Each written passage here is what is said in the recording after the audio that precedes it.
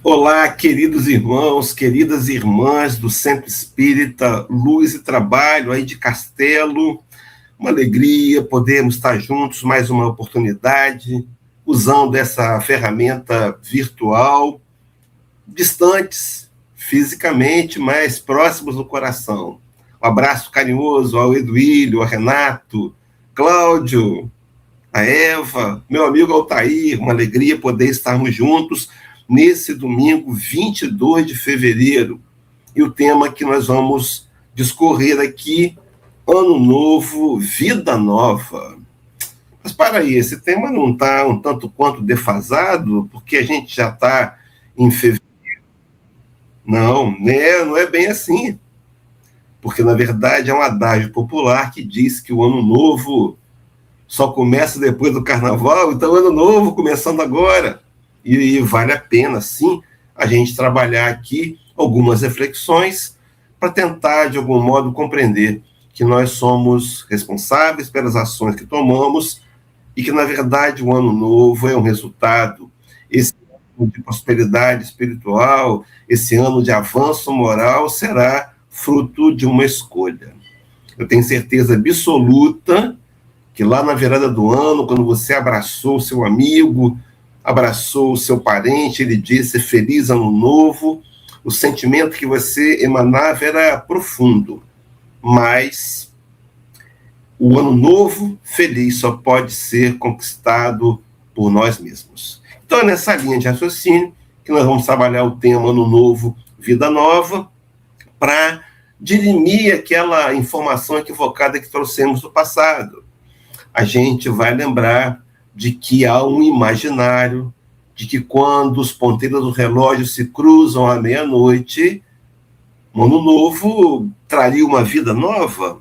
Assim, automaticamente, quando a gente culturalmente vai consolar um amigo que está passando por dificuldade, a gente o abraça e diz, amanhã é outro dia, como se outro dia fosse trazer a solução, provavelmente sim ou não, dependerá de nossas próprias buscas. Então, Ano Novo, Vida Nova, lá naquela fábula da gata borralheira, né, que à meia-noite ela já tinha perdido o sapatinho de cristal para ser encontrada pelo príncipe, mas à meia-noite a carruagem vira uma abóbora, o cavalo vira um camundongo, como que num passe de mágica. Nós vamos mostrar aqui, dividimos a palestra em duas partes. Primeiro, Ano Novo. Realmente, meus irmãos, realmente, hoje é o último domingo de fevereiro. Realmente o tempo está passando rápido. Será que essa percepção é só nossa? No primeiro bloco da palestra, vamos trabalhar essa questão. Será que está passando rápido mesmo?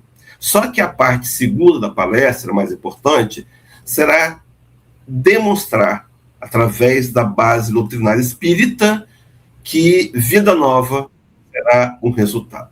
Então, que Deus possa nos abençoar, atender nossas preces, nossas rogatórias, pedindo luz, inspiração, para que esse domingo de fevereiro seja marcante na nossa história de espíritos imortais, nos ajude nossa caminhada, trazendo para cada um de nós a certeza de que os cuidados de Deus não nos faltarão, mas que, para que eles possam ser acionados, a nossa vontade e o nosso trabalho será fundamental.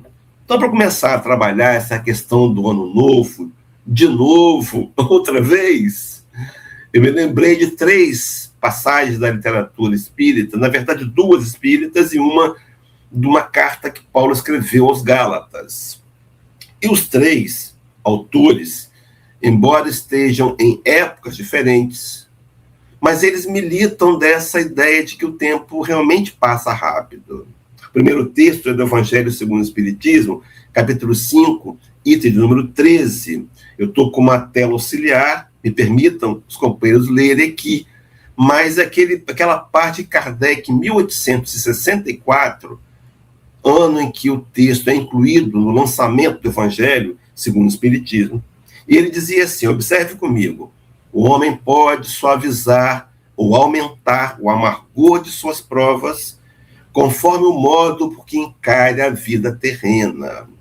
Allan Kardec, assim, que rapidamente parênteses, é partidário da ideia de que a maneira com a qual eu encaro a vida, os fatos da vida podem mudar. Sim, talvez eu esteja vendo, meus irmãos, na prova, algo amargo. Sim, a prova é amarga, mas eu posso estar intensificando esse amargor, porque eu estou olhando a prova material com os olhos do espírito mortal, com os olhos do espírito da matéria, com os olhos corporais. Mas talvez eu possa amenizar a prova se eu começar a olhá-la com os olhos do espírito mortal. A compreensão do espírito mortal faz com que eu entenda que as provas que passamos são necessárias e justas, e Deus sempre vai dimensioná-las ao nosso grau de suportabilidade. Você vai lembrar comigo de uma fala que está inserida no Evangelho segundo o Espiritismo, capítulo 14, tem 9, o Espírito Comunicante Santo Agostinho, onde ele vai dizer-nos que Deus não dá prova superior às forças daquele que a pede. Deus só dá as provas que podem ser cumpridas. É nessa linha de raciocínio que Kardec segue no texto, vou continuar lendo aqui. Tanto mais sofre ele, quanto mais se lhe alonga a duração do sofrimento. Ora, aquele que encara a vida material pelo prisma da vida espiritual, apanha num golpe de vista a vida corpórea. Ele a vê como um ponto no infinito, compreende-lhe a corteza e reconhece que esse penoso momento terá presto passado. Então, Allan Kardec entende essa parte do texto, apanha num golpe de vista, é algo como um ponto no infinito, um momento que passa, tem presto passado, é da Allan Kardec, em 1864, já constatando essa realidade de que o tempo é algo precioso e que ele passa, e muitas vezes passa rápido. Talvez para a gente hoje a sensação de passar mais rápido seja uma realidade, daqui a pouco eu explico por quê. Só que o texto fecha Kardec dizendo que a certeza de um próximo futuro mais ditoso o sustenta e anima, e longe de se queixar, agradece ao céu as dores que o fazem avançar. Um estágio mais distante, mais possível, onde, quando os problemas baterem a porta, nós compreenderemos que eles são da Deus e já agradeceremos, embora não sejam confortáveis. Quando eu era criança, as crianças de hoje não passaram por isso e nem passarão, que bom. O mertiolate ardia, você lembra disso? Mertiolate ardia. E a gente pulava, brincava, arranhava, se machucava, e a minha mãe vinha com aquela haste untada de vermelho para passar na ferida, e a gente queria correr, mas ela agarrava a gente e dizia: o que arde cura, o que aperta segura. O mertiolate ardia, mas é o remédio, a prova arde, incomoda, mas é o remédio, Deus sabe o que é melhor para a gente. Então, lá em 1864, Allan Kardec já partilhava da ideia do tempo passando rápido. Um outro texto é da Carta aos Gálatas. Essa carta é uma das cartas da Bíblia de Paulo de Tarso que não se tem muita segurança do ano que foi escrita. Por isso que ela tem uma margem do ano 44 ao ano 58, segundo uma linha teológica. Não importa quando foi escrita. Mas lá atrás, vamos botar 58, o Paulo de Tarso já tinha ideia de que o tempo passava rápido. Por isso que na Carta aos Gálatas 6, versículos 9 e 10, ele diz assim: e não nos cansemos de fazer o bem, porque a seu tempo ceifaremos se não houvermos desfalecido. Então, enquanto temos tempo, façamos o bem a todos. Não cansar de fazer o bem, ser insistente na prática do amor e do bem, primeira mensagem, mas a segunda, enquanto temos tempo. Parecia que Paulo de Tarso, lá em 58 depois de Cristo, já também tinha a mesma sensação que nós temos hoje. E mais atual, Emmanuel, agora no livro Fonte Viva, na lição 56, ele intitula Renasce Agora, no livro de 1957, ele vai dizer que sucede-se os anos com matemática e precisão, mas os dias são sempre novos. E diz mais, dispondo assim de 365 ocasiões de aprendizado e recomeço anualmente. Quantas oportunidades de renovação moral encontrará a criatura no abençoado período de uma existência? Ele fala de um ano, ele fala de um dia, mas é interessante que ele conclui com a hora, dizendo assim, olha, conserva do passado que for bom e justo. Sim, belo e nobre, mas não guardes do pretérito os detritos e as sombras, ainda mesmo quando mascarados de encantador revestimento. Você compra um abacaxi, você descasca e come aquela parte interna, a polpa, talvez a casca faça até um suco, mas depois os detritos a gente descarta.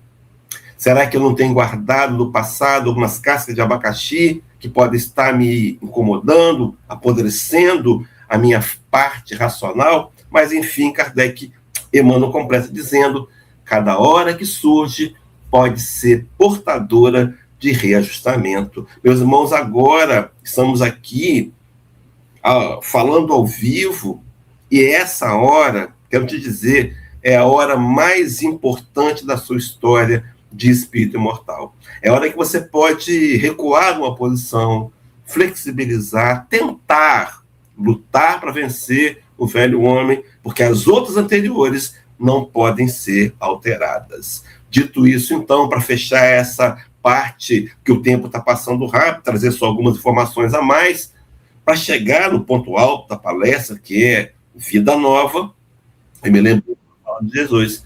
Esse aqui no Espiritismo a gente adota como guia, como modelo, no capítulo 9 do Evangelho de João, versículo 4, onde ele vai dizer assim: convém que faça as obras daquele que me enviou enquanto é dia. A noite vem quando ninguém pode trabalhar.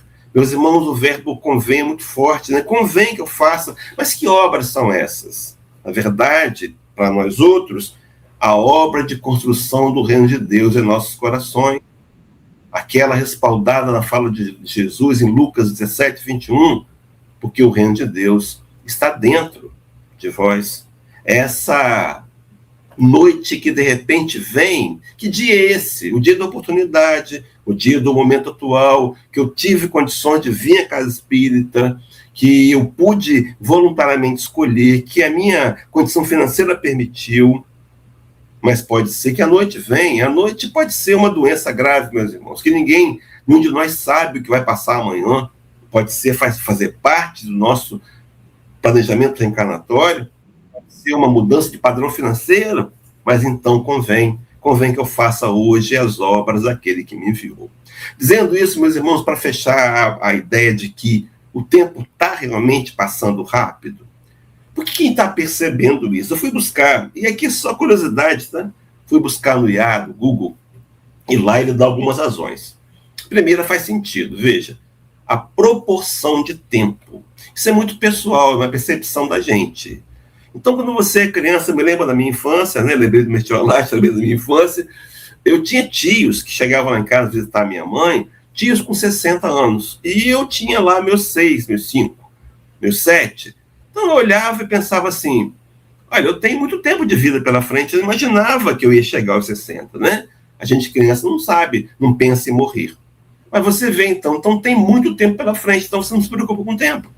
O que acontece é que a idade vai chegando, a maturidade vai chegando.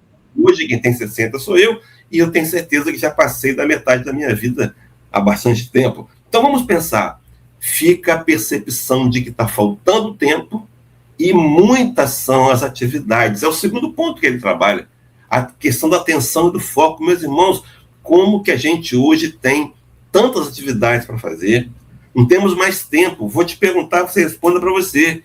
Qual foi a última vez que você pôde parar para olhar para o céu, para admirar a natureza, perceber uma flor, andar descalço num gramado, sentir seus pés tocando no solo? Não temos tempo, a vida exige tanta correria. Então, tudo isso pode aumentar a percepção de que o tempo está passando rápido. Uma outra coisa que também o IA do Google traz é uma questão científica. Ele chama de variação da rotação da Terra, a chamada precessão dos equinócios. Quando o eixo da Terra, a cada 25.800 anos, ele altera centésimos de milésimos de mas o grau, o ângulo da Terra vira. E isso, imagina, a Terra é um planeta bilhões de toneladas, e o movimento pode ter sido retardado ou acelerado. Kardec fala disso, ele se antecipou à ciência. Kardec fala disso na Gênese, capítulo 5, item 11, depois você olha lá, falando sobre a precessão dos equinócios. Mas veja também, para incrementar ainda, você tem os terremotos, você tem o aquecimento global, você tem o degelo das geleiras, né? No Ártico e nos polos, e tudo isso pode estar dando uma sensação de mudança de ritmo, de velocidade da Terra para acelerar. Mas tem uma outra que eu achei engraçada. Essa fala dos planetas, que todos giram em torno de todos, né? Então o planeta tem dois movimentos. Os astros têm dois movimentos: rotação e translação. Rotação e translação. Então a Terra gira em torno dela mesma, movimento de um dia. E ela gira em torno do Sol, movimento de um ano. Só que o sistema solar está girando também. O nosso sistema solar está girando em torno do núcleo da galáxia. A nossa galáxia também está girando em torno de uma galáxia maior chamada Andrômeda. E sabe o que acontece? Como o giro ele é elíptico e inclinado. Imagina comigo, uma curva assim. E agora dizem que a Via Láctea está aqui nesse ponto aqui inclinado. Então dizem que para baixo todo santo ajuda. Está descendo, está na curva, né? Mas enfim, isso não importa. O que importa é a gente perceber que o tempo está passando rápido e temos que fazer algo para valorizá-lo e usá-lo melhor. Então chegamos na parte que eu queria destacar, que é a questão da vida nova. Imagina que a gente pode, com base naquele conceito, que os ponteiros dos relógios viram e a gente pode começar tudo novo. A gente fala isso. Ano que vem vai ser vida nova. Sim, é interessante esse momento. Ele é motivador, mas ele não será novo se nós não nos fizermos novos, não tomarmos novas atitudes. É uma frase atribuída a Benjamin Franklin, onde ele dizia que a maior loucura que um homem pode cometer é continuar a fazer aquilo que ele sempre fez e esperar novos resultados. A vida nova é uma realidade, dentro da grande lei de progresso, mas essa vida nova será uma conquista que vai exigir esforços pessoais. Quem dera tivesse uma varinha de condão, um toque de mágica, né? Quem dera pudéssemos comprar essa vida nova. Mas sem esforço pessoal não conseguiremos mudar as situações adversas ou intensificar aquelas que nos são favoráveis. Então, uma ideia de manutenção das conquistas que nós já tivemos e uma ideia de perceber onde é que estamos falhando, corrigir, realinhar rotas e mudar para fazer a vida ficar diferente. Mas não acontecerá sem esforços. Então eu trouxe para a gente poder começar a trabalhar esse tema doutrinariamente, com referências, duas falas de Jesus. A primeira delas, Lucas 13, versículo 24, a parte inicial, dizia assim: aquele que a gente, repetindo, adota como guia e modelo, que deveríamos estar adotando para nós mesmos. Questão 625 de O Livro dos Espíritos. Eu considero para mim a questão mais importante do livro. Me lembrei de Chico Xavier, que disse certa vez que se ele não tivesse encontrado Jesus no Espiritismo, ele não teria ficado. Mas, enfim, diz o texto: esforçai-vos, palavras de Jesus, por entrar pela porta estreita, porque eu vos digo que muitos procurarão entrar por ela e não poderão. Então, esforçar por entrar pela porta estreita. Que porta estreita é essa? Deixa eu dizer uma coisa para a gente. A gente não consegue ordenar cronologicamente todas as falas de Jesus. Claro que há um apanhado geral, a gente sabe que algumas palavras foram ditas no início do ministério, outras no final, outras no meio, mas aqui eu quero garantir que a fala que nós lemos em Lucas foi depois do Sermão da Montanha, porque lá no Sermão da Montanha o Cristo vai apresentar para a gente, em Mateus 7, 13, 14, ele vai apresentar a porta estreita. Lá ele diz assim: Entrai pela porta estreita, porque larga é a porta, espaçoso o caminho que conduz à perdição, e muitos são os que entram por ela. A porta larga, meus irmãos, é a porta da naturalidade, do homem inclinado ao erro, que odeia, que quer se vingar, que é rancoroso, que é vingativo, a porta que nós viemos traçando, abrindo constantemente durante vidas. A porta estreita é aquela porta do esforço para tentar não ir pela porta larga. Imagina, vamos imaginar uma porta estreita? Você tem que entrar meio de lado, você tem que empurrar, entrar pela porta estreita. A porta estreita é a porta da mudança. Só que o Cristo continuou dizendo, e porque estreita é a porta, é apertado o caminho que leva à vida, e poucos há que a encontrem. Claro que ele está falando da vida eterna. A conquista do patrimônio espiritual é uma porta estreita, que vai exigir da gente esforços. Daí o Rabi ter dito, esforçai-vos. Ora, meus irmãos, a ideia, então, de fazer uma força além da força normal. Daqui a pouco eu vou conceituar o que é esforço, e a gente vai ver com detalhes algo muito interessante usado na expressão do Cristo e na interpretação da doutrina espírita. Então, só para a gente poder trazer espiritismo, claro, estamos aqui no reino espírita, eu vou trazer duas falas de Kardec para respaldar a ideia do esforço, onde ele vai trabalhar nessa linha. Meus irmãos, não há resultado sem trabalho. Só tem um lugar que o resultado vem primeiro do que o trabalho, que é o dicionário. Falamos isso aqui outras vezes, brincadeira sem graça, né? Mas enfim, mas na vida natural, na vida normal, primeiro o trabalho, depois os resultados. Então, Allan Kardec, Evangelho segundo o Espiritismo, capítulo 17, um capítulo que ele vai deixar reservado para trabalhar o sede perfeito de Jesus.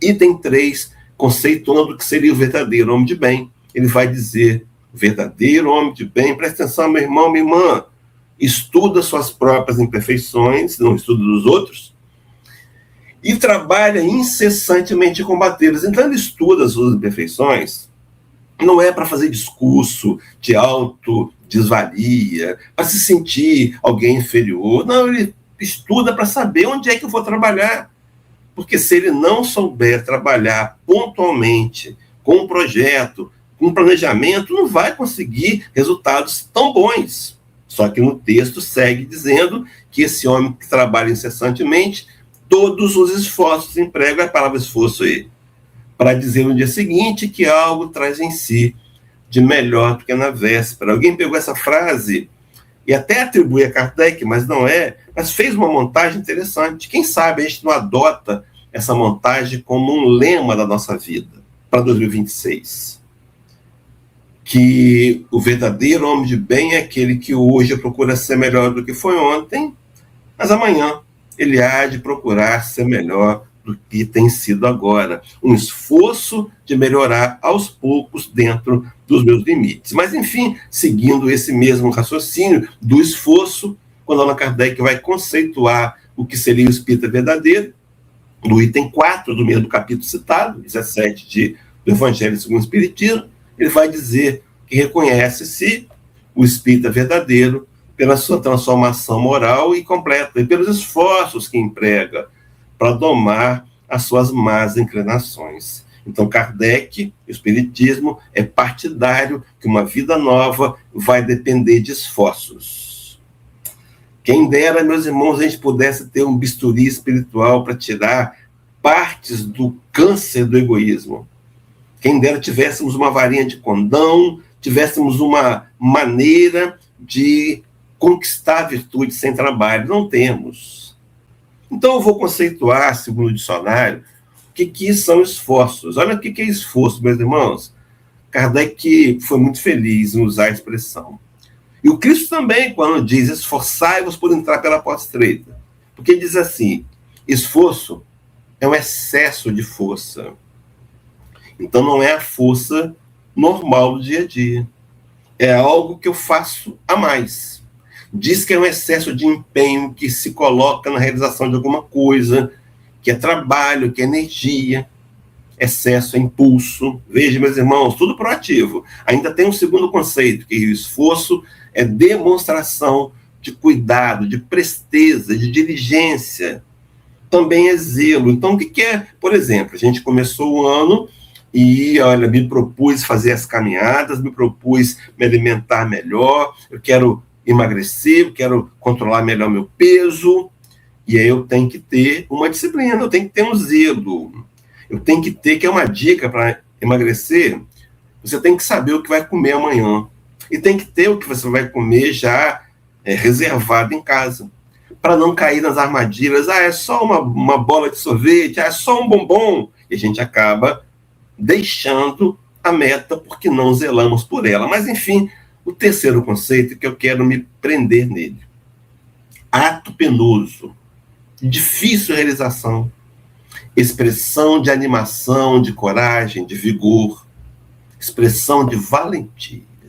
Meus irmãos, não foi por acaso que a palavra esforço tem a ideia de ato penoso, difícil. Não será fácil.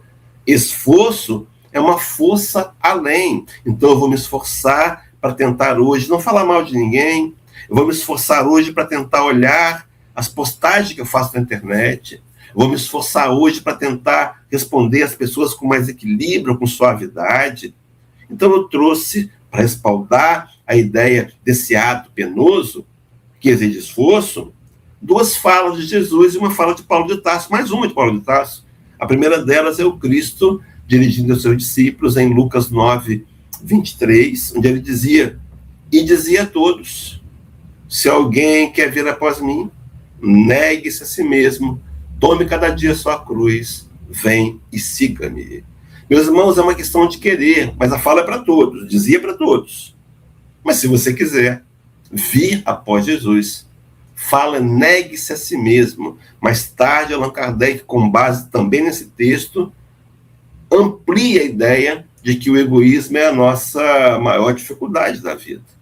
E eu preciso negar o egoísmo, abrir mão do que eu penso, para pensar o pensamento evangélico de Jesus. Só que eu queria destacar, tome cada dia sua cruz. Quando a gente vê um filme de Jesus, o martírio, a Via Crucis, aquilo te traz uma dor, imagina aquela cruz nos seus ombros. Então, não inspira facilidades. No entanto, lá em Mateus 10, 16, quando Cristo fez a primeira reunião de trabalho com seus discípulos, ele vai dizer, eis que vos envio como ovelhas ao meio de lobos. Meus irmãos, será que a imagem, vamos imaginar, uma ovelha cercada por lobos. Ela está tranquila, ela está serena, ela está muito bem? Não. Ela está cercada de um perigo.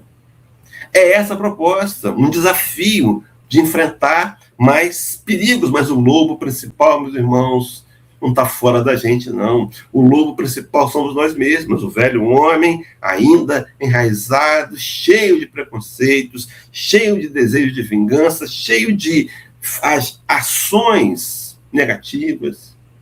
Muitas vezes, nós temos que enfrentar o nosso principal inimigo, que somos nós mesmos, que tantas vezes já sabemos o que temos que fazer, mas não fazemos. E o terceiro texto, para falar dessa questão da dificuldade, é Paulo de Tarso escrevendo a carta aos Romanos, capítulo 8, versículo 36, eu destaquei aqui o 36 e 37. Está inserido no Cântico da Vitória. Você vai lembrar comigo o Cântico da Vitória. Se Deus é por nós, quem será contra nós? Se aquele que nem a seu próprio filho poupou, antes o entregou por cada um de nós, como nos dará também com ele todas as coisas? Quem faz nos separar do amor de Deus será a tribulação, o perigo, a nudez, a espada. Vamos atualizar a política, a sexualidade.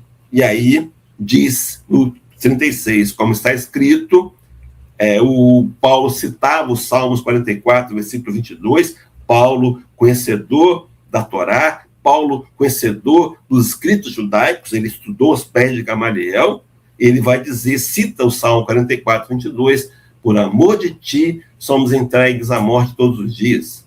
Somos reputados como ovelhas para o matadouro. Que matadouro é esse? O matadouro do velho homem. Entregues à morte. O velho homem vai morrendo todo dia, um pouco, e o novo homem vai renascendo em brilho, em luz, em esperança, em otimismo, em atividade proativa, em ações ligadas ao bem, ao amor, à fraternidade, à fraternidade, à afetividade. Mas no versículo 37, ele vai dizer-nos isso. Então, meus irmãos, esse autoenfrentamento, não é com a luta, não é com o outro, é com a gente mesmo. É um texto da Madre Teresa de Calcutá, que circula na internet, talvez um dos mais famosos, mais conhecidos dela, onde ela diz que no final de tudo, quando nós atingimos a maturidade, chegarmos a uma conclusão bem sólida, a gente vai entender que nunca foi com o outro, nunca foi com ninguém. Sempre foi entre nós e Deus. Paulo dizia isso na mesma carta aos Romanos, capítulo 14, versículo 12, ele vai dizer que todos nós daremos conta daquilo que fizemos. Ele vai dizer que a cada um de nós daremos conta para Deus. Será que temos pensado nessa responsabilidade? Será que hoje... Porque semana que vem já começa março. A outra, domingo que vem, né? Estou meio perdido aqui. Mas será que eu estou me preparando para esse março? Será que eu não poderia começar esse novo ciclo agora em março? Com mais seriedade? Quem sabe? Montando uma agenda para frequentar a casa espírita com assiduidade, participar dos trabalhos da casa, dos estudos. Não poderia começar meu dia fazendo uma leitura preparatória, lendo uma página do Emmanuel, uma oração. Não poderia me oferecer para que ajudar as pessoas que estão à minha volta, dentro da família, fora dela, na rua. Será que eu não poderia ser mais compenetrado para fazer o culto no lar? Meus irmãos, atitudes, como é que eu estou de leitura? Como é que eu estou lendo? O que eu estou lendo agora? Será que eu não poderia criar esse autoenfrentamento para vencer o velho homem, para ir matando, levando ao matador o velho homem e deixando que o homem novo sobreviva, viva e cresça? Mas veja o detalhe, Paulo de Tarso encerra com Romanos 8, 37, onde ele vai dizer assim: mas em todas essas coisas, veja, meus irmãos, somos mais do que vencedores por meio daquele que nos amou. Esse mais que vencedores. Então, o Altair me chama para jogar uma partida de dama com ele. Aí, o Altair ganha. Ou então o Cláudio vai me chamar e o Cláudio ganha. O Cláudio é vencedor. O que é mais que vencedor? É quando a gente vence a nós mesmos. O pódio, meus irmãos, é interior. A vitória é quando a minha vontade era devolver a ofensa imediatamente e numa intensidade maior. Mas eu lembro de Jesus dizendo: pago mal com bem, eu me controlo, eu me calo, eu faço o que Chico Xavier chamava de água da paz, boto um gole de água na boca e não engulo. E fico calado e deixo o outro mais tarde se envergonhar do seu próprio desequilíbrio. Mas, enfim, meus irmãos, endossando essa ideia do esforço, mais uma vez, Emmanuel, no livro chamado Da Esperança, capítulo 60, ele diz assim: tais quais somos. E veja, meus irmãos, o tema é esse, mas o capítulo, o recorte que eu trouxe, diz assim: errados ou inibidos, deficientes ou ignorantes, rebeldes ou faltosos, é necessário aceitar a nós mesmos tais quais somos. Você está se aceitando como você é? Meu irmão, minha irmã, defeito faz parte da sua característica. É natural ser imperfeito. Nós somos criados simples e ignorantes e predestinados a ser perfeitos. Então, é um caminho onde a imperfeição faz parte real da nossa natureza. Ser imperfeito não significa ser inferior. Você está se aceitando? Deus te deu esse corpo, essa história, porque ela é necessária para o seu crescimento e para o seu burilamento. No entanto, segue Emmanuel dizendo, sem acalentar ilusões ao nosso respeito, mas consciente de que a nossa recuperação e melhoria, vejam, e educação e utilidade no bem dos semelhantes, na sustentação do bem de nós mesmos, pode principiar desde hoje, se quisermos. Ah, meu irmão, pode começar agora. Então, para mim, o ano novo vai ser hoje, dia 22 de fevereiro. Vou começar meu ano novo hoje. com o propósito de amanhã, já segunda-feira, retomar a caminhada e pensar melhor na alimentação e me comprometer com a casa espírita. Mas eu preciso principiar hoje. Agora o detalhe, se quisermos. Allan Kardec fez uma pergunta ao Livro dos Espíritos, quem já me viu aí em outras lives, né? Presencial, dia 20 de setembro, a gente vai estar aí. 20, se Deus permitir, é claro. 20 de setembro, aniversário da casa. O Altair já me convidou aí. Nós estamos preparando um tema. Dia 20, presencial, com certeza. Saudade dos companheiros. Quero ficar um pouco aí, abraçá-los também. Mas, enfim, por enquanto, um abraço virtual. Mas, enfim, 909, quem já me viu falando aqui na internet ou pessoalmente, vai lembrar dessa questão, que eu brinco dizendo assim, Kardec não podia ter feito isso com a gente, mas ele fez. A pergunta, meus irmãos, minhas irmãs no salão aí, pessoal da internet, que vai ver a palestra daqui a pouco, poderia o homem, pelos seus próprios esforços, vencer sempre as suas más inclinações? Olha a pergunta, meus irmãos, não é de uma vez ou outra, não é sempre. E sem ajuda de ninguém, seus próprios esforços. A resposta é impactante. Sim. E na grande maioria das vezes, fazendo esforços muito insignificantes. O que lhe falta é a vontade. Ah, meu irmão, ainda remato. Ah, com poucos entre vós fazem esforços. Será que eu quero? Como é que está a minha vontade? Quer uma dica de uma oração especialíssima para 2026? Senhor, me dá vontade de ter vontade, porque se eu tiver vontade, eu vou acordar mais cedo, vou ler uma página, eu vou fazer uma oração, eu vou lembrar que eu sou um cristão espírita, vivendo num mundo cheio de desafios, já começo o dia me lembrando disso, e rogando a Deus ajuda, e vou priorizar estar na casa espírita e participar das tarefas, e me incluir com mais intensidade no trabalho, que burila a mim mesmo e que ajuda a burilar os outros. E o texto fecha dizendo, porquanto é da lei que a nossa vontade, intimamente livre, dispõe de ensejos para renovar o destino todos os dias. Ensinou-nos Jesus que o reino de Deus está dentro de nós. Então, para superar as dificuldades e os empeços da vida, de nossos próprios limites, basta, diz Emmanuel, abrir o coração ao amor e aproveitar os recursos que nos enriquecem as mãos. Então só basta, só isso. Só isso forma de expressão. Abrir o coração ao amor. Será que eu estou amando, meus irmãos? Será que eu estou tentando amar? Será que eu estou aproveitando os recursos que estão nas minhas mãos, que não me pertencem, que são temporários, são empréstimos de Deus? Mas, enfim, seguindo o raciocínio. Então, esse ano novo, essa vida nova, ela será uma conquista pessoal e ela vai exigir esforço de todos nós. Mas eu queria, para começar a fazer aqui uma conclusão, falar de 2 pontos importantes de alertas. Então, há um convite do Espiritismo real de que eu posso melhorar a mim mesmo através do trabalho, do esforço, e esse melhoramento vai produzir um novo ano mais feliz. Isso é uma lógica, uma dedução lógica. Mas eu tenho que tomar cuidado com 2 pontos importantes. Eu queria destacar aqui. O primeiro deles, o respeito aos limites impostos pela lei de progresso. Eu vou trabalhá-lo daqui a pouco. E o segundo é percepção real dos resultados. Para começar, o respeito aos limites, ao progresso, nós encarnamos com uma margem de progresso possível. Eu não posso querer ir além dessa conquista, eu não conseguiria. Daqui a pouco eu falo que normalmente a gente não consegue alcançar o máximo das propostas que nós nos comprometemos no mundo espiritual. Mas eu queria começar esse momento com a questão 642 do Livro do Espírito de Allan Kardec, que vai perguntar assim, veja, meu irmão, para agradar a Deus e assegurar a sua posição futura, bastará que o homem não pratique o mal? Olha, pergunta tem, a resposta a gente é intuitiva. É só não fazer o mal?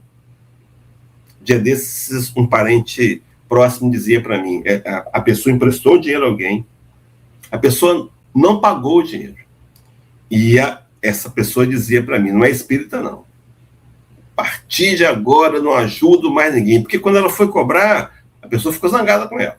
Agora não são mais amigos. Aí ela falou, a partir de agora, eu não ajudo mais ninguém. Se eu não estiver atrapalhando, já está bom demais. Não é verdade, meus irmãos? Para agradar a Deus, não basta não fazer o mal. A resposta diz lá, é preciso, não cumpre fazer o bem no limite de suas forças, porquanto responderá por todo o mal que haja resultado de não haver praticado o bem. Então eu tenho que fazer o bem no meu limite, eu tenho que fazer o bem que está ao meu alcance. E quem é que vai me julgar? Eu mesmo. Como diria o personagem da TV, do programa de humor, é aí que mora o perigo. Será que eu estou fazendo bem no limite das minhas forças? Será que eu não estou cometendo, na linguagem católica, o pecado da omissão? Sim, porque, segundo Tiago, escrevendo a carta para a igreja de Jerusalém, ele vai dizer que aquele que sabe fazer o bem e não faz, comete pecado. Será que o mal que eu não tenho combatido em mim não tem sido um instrumento para criar novos males? Mas, enfim, trabalhar no limite das forças. Então, eu não posso querer, de um momento para o outro, conquistar qualidades morais intensas. Não posso querer ser um anjo. Claro, um dia vamos ser um arcanjo. E vamos adiante. Depois da fase hominal, a angelical. Um dia seremos espíritos puros, já teremos aprendido a amar, a ser abnegados, mais justos. Claro, aprenderemos isso no curso das vidas, durante a fase hominal. Mas eu não posso querer de uma hora para outra me tornar um anjo, porque depois de anjo, nós seremos até Cristos, sim. Daí aquela fala do Evangelho que a teologia não consegue explicar com muita racionalidade, quando foi dito que um dia vós fareis as obras que eu faço e as fareis ainda maiores do que essas. Então não queira ser um arcanjo amanhã. Nós temos um limite de progresso. Eu vou ilustrar com o livro Missionários da Luz, o capítulo de número 12, Preparação de Experiências, aonde ali André Luiz relata uma conversa que se dava entre um espírito chamado Manassés. Manassés ia reencarnar. Manassés está preocupado em voltar ao planeta Terra em forma de matéria, porque ele vem de encarnações onde ele encarnou e fracassou. E ele vai se aconselhar com um espírito chamado Silvério. O Silvério vai dar aquele chá, aquela injeção de ânimo nele, e com razão, dizendo Manassés, presta atenção, os erros do passado, as vidas que você não conseguiu vencê-las, elas serviram como aprendizado. Você hoje está muito mais experiente do que era antes. Faz sentido esse medo. E tem outro detalhe, você foi treinado agora no mundo espiritual, aqui no nosso lar, com esse nível de consciência. As chances de progresso são maiores. E diz assim, vai, encarna, vive lá, era 70 anos de vida física, e volta de lá um completista. Aí Emmanuel, André Luiz, os arredores ali, ouviu o termo completista, e quando Manassés foi liberado, ele perguntou a Silvério, o que é um completista? Aí Silvério vai falar que o completista é aquele que cumpre 100% do planejamento encarnatório. Muito difícil, são raríssimos. Normalmente quem consegue? Um espírito que suicidou e volta para ter uma vida, morrer na infância, às vezes consegue. Aquele que vem com uma deficiência mental para passar um período encarnado com limitações, esse, sem muita escolha, consegue ser completista, mas, segundo Silvério, a grande maioria desperdiça 50%, 60%, 70% das oportunidades, é até mais. Eu não sei como é que a gente pode, não tem um aparelho para medir como é que eu estou aproveitando a minha encarnação. Não sei quantos por cento eu desperdicei. Mas eu posso, daqui para frente, ser um completista, para trabalhar no meu limite possível, sem querer dar passos muito largos, porque nós temos um planejamento encarnatório, e esse planejamento encarnatório nos possibilita um progresso dentro de um nível de possibilidades. E aí, a segunda ferramenta, a segunda alerta, percepção real dos resultados. Será que eu estou olhando o resultado, meus irmãos, com olhares do espírito mortal? Sabe aquela figura do homem que tem uma pedra, uma pequena marreta, e ele quer quebrar essa pedra, ele aplica a essa pedra 1000 marretadas? Na marretada 1000, a pedra se quebra. Eu te pergunto, você no salão aí, quem quebrou a pedra? Foi a martelada número 1000? Ou foram as 1000 marteladas? Talvez eu esteja numa luta para vencer um vício, um comportamento inferior, e estou lá na 990 marretadas. Só faltavam 10. Mas eu não vejo a pedra por dentro. Eu não vejo que ela fragmentou. Eu olho por fora. E por fora ela está intacta. E eu digo, não vai dar certo. E eu acabo desistindo, faltando 10. Eu não sei quantos faltam, mas eu não posso pensar em desistir. Eu me lembrei de Thomas Alva Edison. Se tivesse o Guinness Book, né? Ele, naquela época, ele seria o homem mais persistente do mundo. Para ele descobrir a lâmpada elétrica, meus irmãos, ele fez 1060 experimentos. 1060 experimentos. E tinha dia que aquilo explodia. Ele trabalhava de dia no correio, no telégrafo sem fio, de noite ia para casa e fazia os laboratórios, os experimentos. E tinha dia que aquilo explodia. Ele chegava de manhã no trabalho machucado, cortado por um vidro, queimado. E os amigos, que eram amigos de verdade, diziam para ele, Edson, por favor, para com isso, pelo amor de Deus. Um dia você vai morrer. E Edson dizia, hoje eu aprendi uma nova maneira de como não fazer a lâmpada.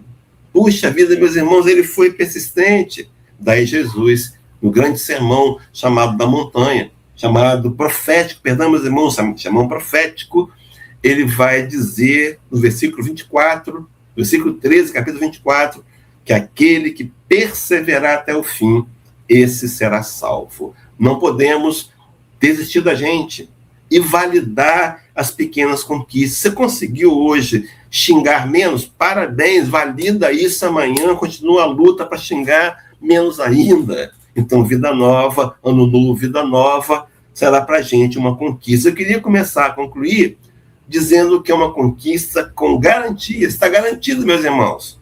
Tem garantia. A garantia, vou me apoiar em 3 questões, em 3 textos. 2 da literatura espírita, 2 da literatura espírita e um texto da carta de Paulo aos Romanos, já citado aqui, inclusive. Questão 115, Allan Kardec perguntou se Deus criou espíritos bons e maus. Resposta já citada aqui. Deus criou todos os espíritos iguais, simples e ignorantes. Meus irmãos, esquece privilégios, esquece favorecimentos indébitos, esquece facilidades. Deus é justo, nos criou iguais. Essa história de que Deus é brasileiro é balela. No entanto, nos predestinou à perfeição moral.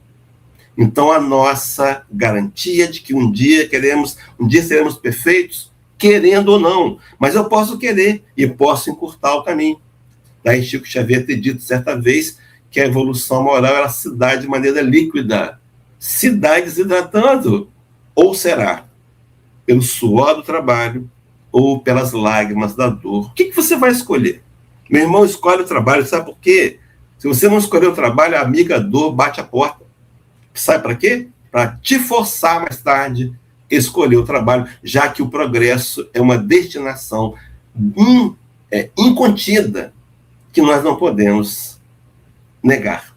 E a segunda fala para dar a garantia, o capítulo 12, Evangelho segundo o Espiritismo, item 5, Kardec dizia que, falando dos inimigos desencarnados, capítulo 12, amai vossos inimigos, ele dizia, assim como a criança se corrige os seus defeitos, um dia o homem mau se tornará bom. Dia desses eu foi quinta-feira, foi na quinta-feira que eu fui ao médico, aqui perto de casa, uma clínica aqui, e aí, enquanto eu aguardava, tinha uma televisão passando essa Olimpíada lá do gelo, lá, essa corrida, esses esportes, né, que está tendo aí uma Olimpíada, que agora não me foge o nome. Estava lá assistindo, e os camaradas, tinham de 20 anos, 22, desce aquela rampa, dá uma pirueta, roda para cá, roda para lá, cai no mesmo lugar, cai certinho, e aquela criança não sabia andar. Um dia ela deu o primeiro passo, ela escorregou, caiu sentada, e a mãe ali do lado. Assim como a criança se corrige dos seus defeitos, um dia o homem mau se tornará bom. É destinação, meus irmãos, é uma garantia. Um dia você e eu olharemos para o passado e esses erros de hoje que a gente não consegue vencer, não estamos conseguindo vencer aparentemente ainda, Mas se eu manter na luta, eu vou vencê-los, eu vou olhar e vou perceber que todo esse processo fazia parte de um ganho de experiência para me ajudar a me tornar uma pessoa melhor, até atingir a perfeição moral e a iluminação. E o último texto, já citamos aqui, Paulo de Tarso, Romanos 8:37, no canto da vitória, mas somos mais que vencedores por meio daquele que nos amou. Em todas essas coisas, somos mais que vencedores por meio daquele que nos amou. Talvez, meu irmão, seja esse o nosso erro.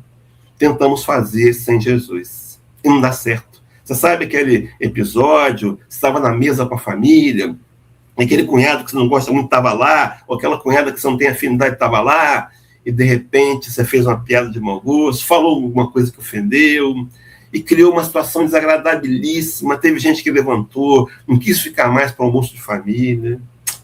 E você chegou em casa, puxa, ele botou a mão na consciência e pensou, para que eu fui falar isso?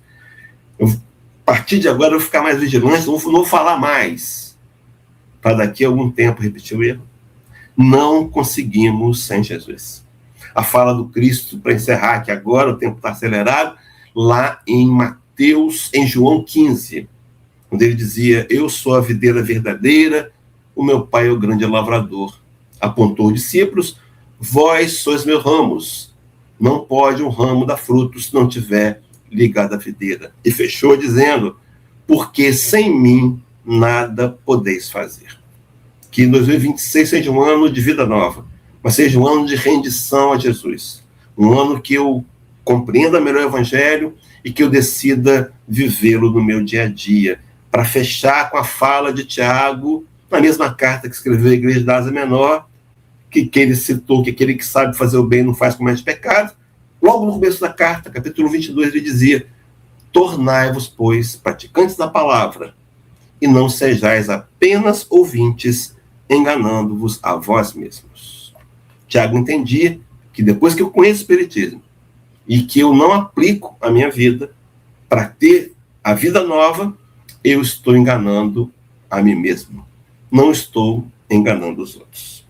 Que os benfeitores amigos da equipe da CELT possam te ajudar, meu irmão, seu anjo de guarda, possam te lembrar do que você ouviu aqui nessa noite, uma noite especial para todos nós, uma noite de começo de ano, porque está começando depois do Carnaval, o Ano Novo, e que Deus te inspire, te fortaleça na sua caminhada, e que a gente possa, em breve, setembro, nos encontrarmos mais uma vez.